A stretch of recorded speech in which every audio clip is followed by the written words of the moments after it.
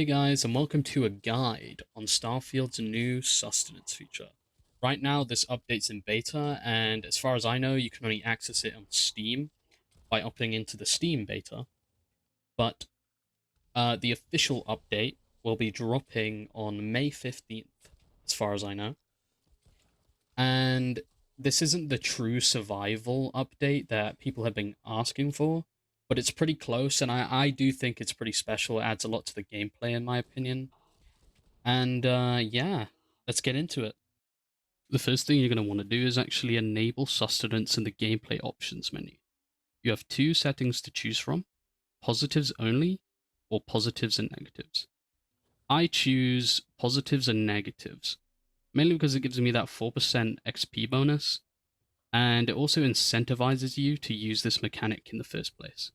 And the negatives are essentially the positives, but were completely reversed onto you.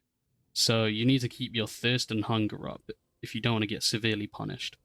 Now, here are the positives. We have plus 30% O2, plus 15% sneak attack bonus, plus 25% reload speed, plus 30% health, plus 15% melee damage, plus 25% carry capacity.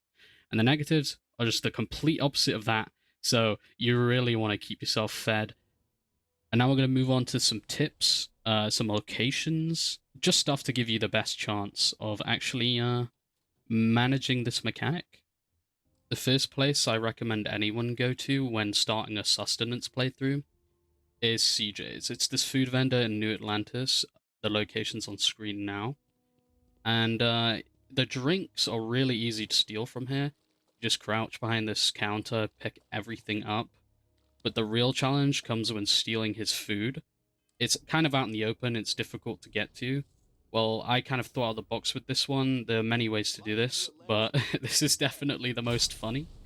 I used Gravity Well, a Starborn power, to just suck all the things into the corner where I cannot be seen. And as you can see, CJ's not having that much of a fun time. Well, he finally walked over to the counter, and I was able to pick up all this food. For some reason, you just can't be seen when you're in this corner. Like, CJ was just right there watching me suck up all these items, and he just does not care. This is definitely the best place to get your initial boost of food and drinks for the start of a playthrough. For my next tip, I recommend you guys hit up your local Chunks. Chunks is quite literally the fast food of Starfield. They sell food for quite cheap, but the biggest benefit is the amount they sell. If you just buy out their entire stock, you can keep your thirst and hunger up for quite a while, because each food piece counts as 30 minutes of being hydrated or fed.